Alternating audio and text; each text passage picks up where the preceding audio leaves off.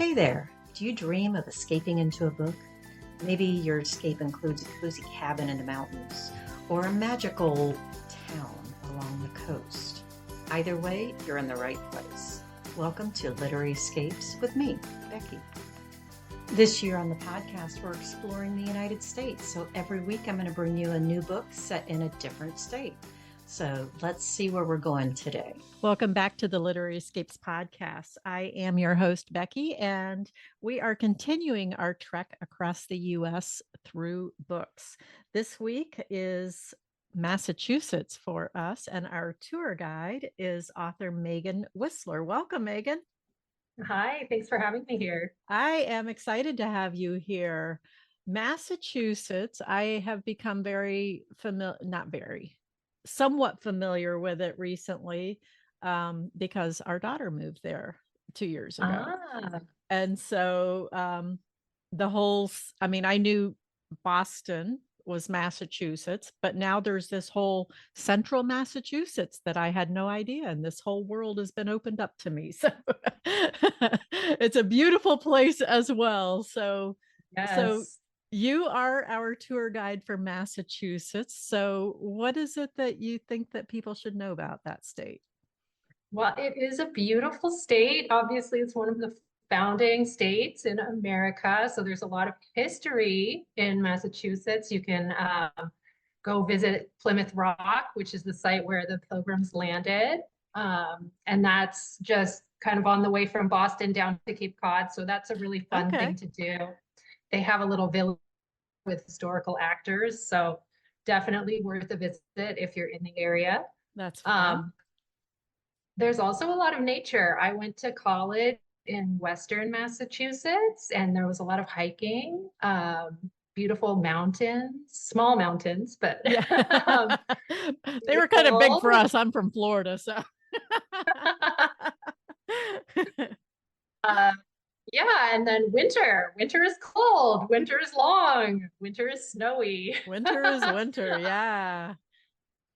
It makes summer in Massachusetts a lot sweeter, and Cape Cod is a beautiful place to go hang out on the beach. You're right there on Nantucket Sound. Really a gorgeous beach and long beach. Cool. So worth a trip. Yeah. Are the beaches up there rocky or what do they look like? I've not seen a beach up in Massachusetts. Living in Florida, we have beaches everywhere. And on the west side of Florida, you've got the white sugary sand. On the other side, you've got kind of the brown coarser sand. So curious what you guys have. Yeah, it's a little bit coarser. Okay. I live in Texas now, and I live close to South Padre Island, where they have the really fine white sand, and it's definitely Cape Cod. The water's a little colder in Cape Cod. Right. Yeah, but it's a really beautiful place. They have lots of harbors, historic buildings, historic lighthouses. Whale watching is great there. Yeah. There's seals. So it's a fun place. My grandparents actually owned an inn on Cape Cod when I was growing up. So I would visit every summer. Really fond memories of the beaches there. Yeah, that's so cool. That's like a whole story right there. I love those kind of stories. An inn on the coast. And yes. That's so fun. When we went up there earlier this year, we did Boston and visited the Paul Revere. No. Yeah, the Paul Revere Museum, I think it was. And it was the same type of thing where they had actors that were dressed up, and all of the people who were there for the tour got, no, it was the Tea Party one, not Paul Revere, sorry, the Tea Party Museum. And all of the people who were there for the tour got a character card. And we were an actual person from the time and that participated in the Tea Party. That was super cool. So how fun. Yeah, it was very cool. So and the kids that were on the tour had a blast, which is impressive. So I like that. So when they have the character actors that are teaching you history, it definitely makes it stick a little better. So I like that. And there's, Yes, for like you sure. said, there's so much history up in that area. It's just amazing. So Mhm. history's your thing. That's a great place to go visit for sure. Definitely. So Western Massachusetts, how far is that from the coast? It's about 2 hours from Boston. Okay. And then if you want to drive down to Cape Cod, it's probably about 3.5. Okay. Okay. Yeah, I don't have a good sense of how big the state is. So, okay. It's That's small. Now that I live in Texas, it's small, but right. Yeah, that's the same thing for us, going from east to west in Florida, it's like an hour and a half or 2 hours. But if you go from top to bottom, it's like a 2 or 3 day trip. It's Mhm. crazy. So, yeah, Texas is definitely a little bigger than Massachusetts. So that's kind of funny. So, how did you what is your author journey? How did you become an author? Well, that's a great question. I always wanted to be an author from the time I was probably in third grade. I love that. Uh, and yeah, so I took a lot of English classes and creative writing classes in college, and then I actually went to graduate school for creative writing in Boston, Okay. back in the long time ago. That's And awesome. yeah, it was a lot of fun. It's a great city for students. There's so many colleges there. Um, and yeah, so I wrote a book back in graduate school. It did not get published, and I kind of had to shelf that dream for a little while. I went into marketing and worked at a software company, writing stories about how people use the software for Good a stuff. while.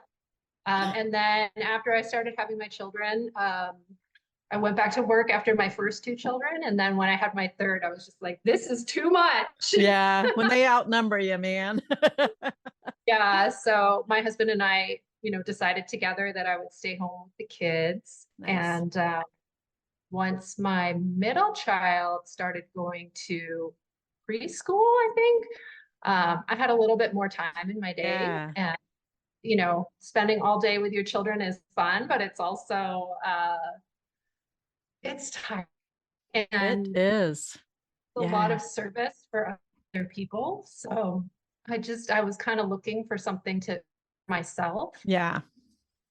Started reading a lot of Christian romance, and one day I just was kind of like, I bet I could write one of these. And so that became my project. When my little guy was sleeping and my middle guy was at preschool, I would just take an Nice. hour or so and start writing this story that I had in my mind. And it took me about 8 or 9 months to write a first draft of that Nice. story. Mm-hmm. Uh, and I would take my computer to the YMCA and put the kids in the babysitting room, and I'd Yep. exercise for an hour, and then I'd be like, all right, I've got another hour of babysitting. So you can Yes. get it and yeah, so once I'd finished that story, I really felt like, oh, this is good. I think this could be something. And I sent out query letters to agents by email, and nobody was getting back to me. And then I found this organization called the American Christian Writers Association. Okay. I joined, and they had a conference coming up, and I thought that would be a good place to meet some people in this Yeah. industry. And so I went to the conference, and I had meetings with some editors and agents, and I found an agent there. And within a couple of weeks, I had a revise and resubmit request from an editor at Love Inspired. So that was how my Nice. first book kind of came to be published. Is Love Inspired part of Harlequin or did they used to be? It is part of Harlequin. It's Okay, that's their what I thought because I remember their reading inspirational the romance line. yeah, I love that line actually. It's a lot of really good books.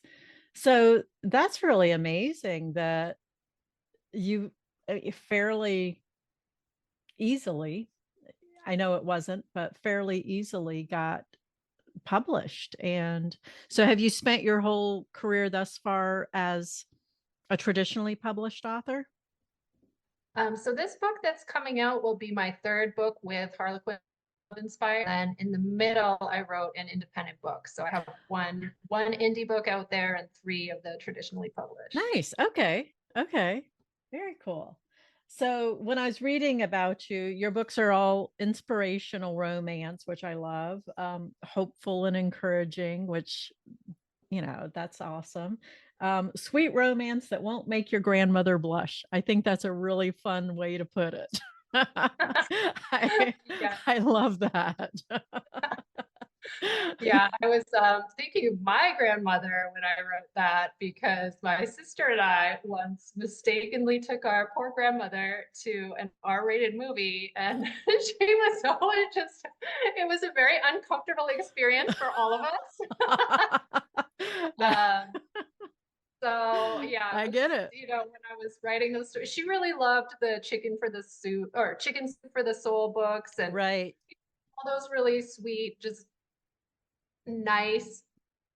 So, when I Yeah. started writing my books, I really was thinking of her and, That's sweet. sort of that legacy. That's awesome. I like that. That's a really good way to go. So the book that we have in the book club is called Their Unlikely Protector. And it Yes. comes out. So by the time you're in the book club, by the time the podcast comes out, the book will be out.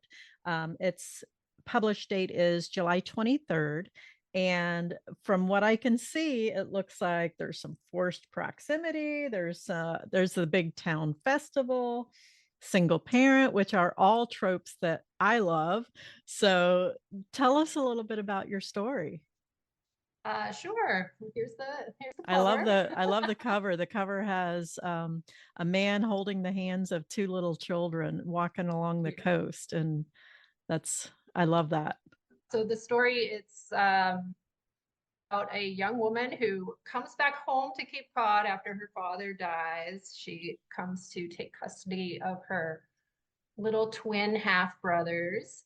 Okay. And one night, they're all asleep in their house and their house catches on fire. Oh And my. who's driving by but her high school nemesis? And of course, his phone isn't working. His phone has died. It's 2 o'clock in the morning. Nobody's around. So he jumps out of his car, runs into the house, wakes them up. They can't find one of the boys. He sends the heroine and one of the twins out of the house, and he is frantically looking around for the other one. So that's kind of the opening scene. That's how they weave Wow. together after That's a after really good scene. I like that.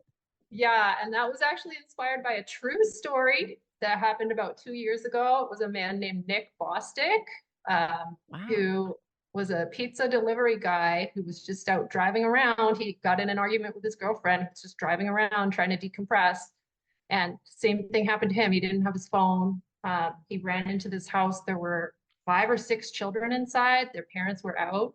Oh my And gosh. he herded most of them out, and then they were like, our 6-year-old sister is missing. And so he ran back into the house, found the 6-year-old, Oh my couldn't find gosh. the door on the first floor, ran up to the second floor, punched out a window, and jumped out the second-story window with this girl in his arms. Oh my Um, gosh. and the What a first thing he story. said, no, the first thing he said to the first responders, he's lying on the ground. He hands the girl over and he says, "Is the baby okay? Tell me the baby's okay." Right. Um, Oh my and gosh. I remember reading that story and I was like, wow, like That is that's so the book gripping. I right know. I'm like there. on the edge of my seat here. Yeah, That so that was an amazing story. And what it a happened. great opening scene for you to mirror. I love that. Thank you. So So, yeah, that's the opening. And then, the book is sort of what happens next. The heroine is burned out of her home, so she ends up staying with a friend who owns a beachfront inn, just like my grandparents. nice. And who else is staying there, of course, but our hero, who has The also nemesis. some personal setbacks lately. So they both end up staying at this beachfront inn together. They both end up working on the Cranberry Harvest Festival together. So Nice. really, every turn she tries to get away from him, and he's just right there. That is such Uh, good stuff. yeah, so it was fun because, at the beginning, she really is like, I'm really happy this guy ran into the house, but get I me away really don't from need to see him again. Thank you very him. much. Yeah, exactly. So it's kind of, how they work through that and come to see each other as the people they are now rather than the people they Who they were used to 15 be. years ago. Mhm. Yeah, nice. That's a really good lesson for all of us. It's so hard to update the stories that are in our head, which Yeah. I think that's a good reminder. So nice. So what are you working on right now? Well, I just finished the edits for my next book, which will be coming out in March of next year, 2025. Nice. So it's another book for the Love Inspired line. Um, Another one set on beautiful Cape Cod. So Nice. Okay. uh, yeah, so I'm excited. The designers are working on the cover right now, so How hopefully I'll fun. see the next month or two. Awesome. Um, That'll be fun. Yeah. That's always exciting to see how it all comes together. And so, what are you reading right now? Do you also read what you write? I do. I read a lot of inspirational romance. I read some romance that's not inspirational, but I would say the majority of what I read Mm-hmm. is inspirational romance. I just read a great book by, and I don't even know how to pronounce her last name, Heidi Shavaglioli, I Okay. think. I'm gonna have to Um, look that up.